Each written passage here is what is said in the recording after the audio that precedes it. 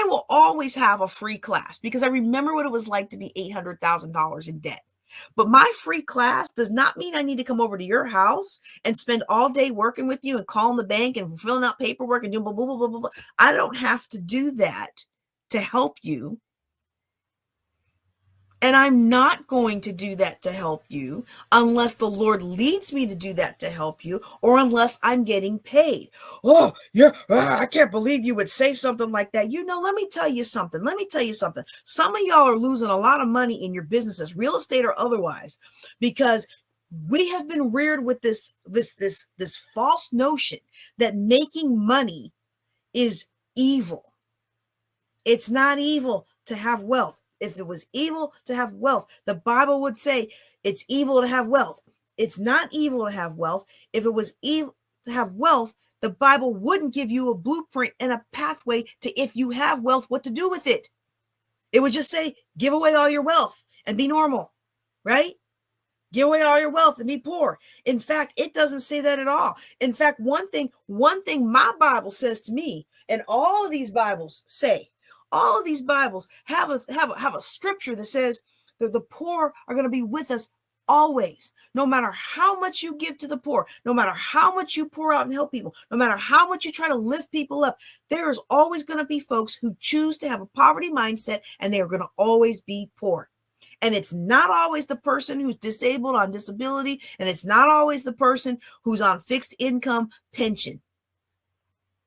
Many people who are on fixed income, many people who are on disability are financially secure. They may not buy Louboutins every month or Gucci or whatever every month, but they have what they need to eat and to live, and they don't have to worry about money because they put sound financial principles in place. Oh, y'all, I got on a topic today. Let me tell you when this became real to me. I was doing financial coaching. I was doing free financial coaching, and I had like clients every night. And so first night, pizza, boys in the back of the church. They were doing video games and eating pizza, and I was in the front room. Our church, the way our church was in the mall, we had a front office that was like a community space, and then we had the sanctuary. And so I was meeting with somebody in my office in the community space, and it was, oh, great, yeah, it's okay, help them. And then the next day, somebody else, pizza, video games, help the people. And the third day, when the person came in for my appointment, they were somebody I had helped 2 months ago with pizza and video games. And now we were doing a third night of pizza and video games. And this person was in there. They had not done the single thing that I had been telling them to do the last 2 months. And I looked at my children who were like tired of pizza by now and who wanted to hang out with their mom, not just sit in the back room playing video games. They wanted to play video games with mom. And I thought to myself, you know what? I want to help people.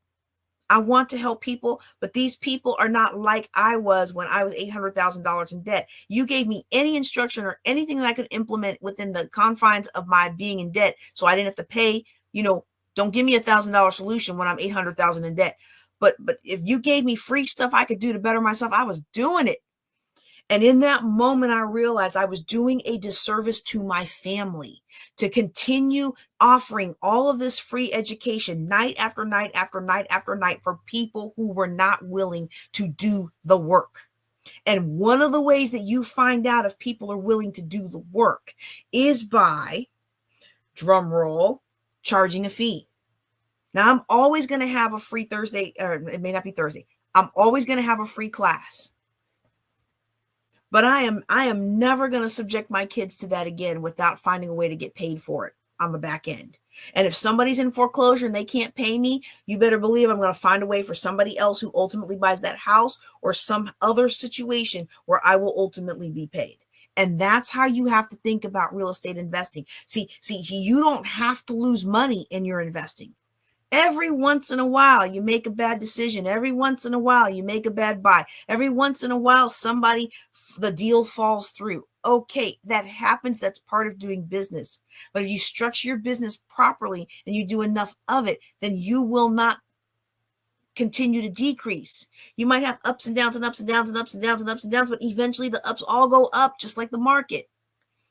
Woo! We started off talking about being offensive. I know what I just said is offensive to quite a few people, but you know what?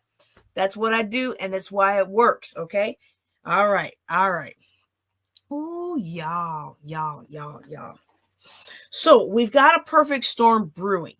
I think foreclosures are still going to be an issue.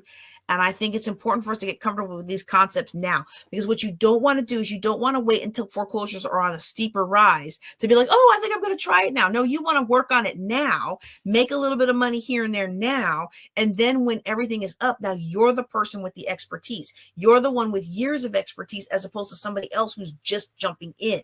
Okay. And that means you're going to be able to offer more. You're going to have more people who word of mouth. Hey, they helped me out of a sticky situation. It's going to set you head and shoulders above the competition. If this is something that you're interested in, you're going to want to start working on it now, even though the steep rise in foreclosures hasn't happened yet. All righty. All right. Now, with all that said,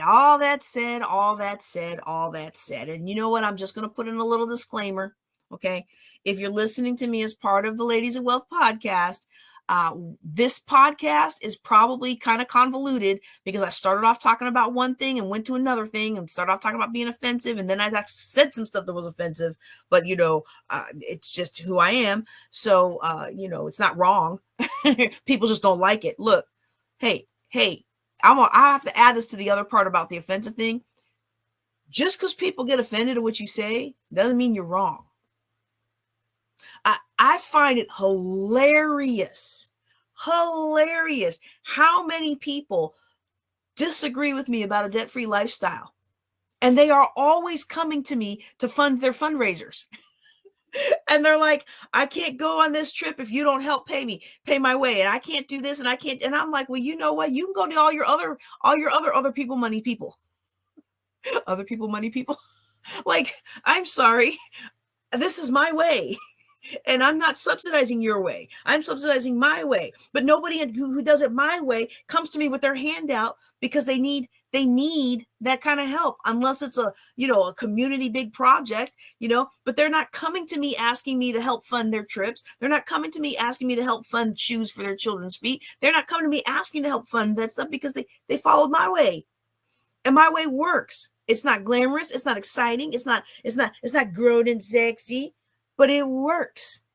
It works 100% of the time for 100% of the people who do the work. And so sometimes people get offended at you and they turn around 5 years later, they still in the toxic jobs and you have financial independence.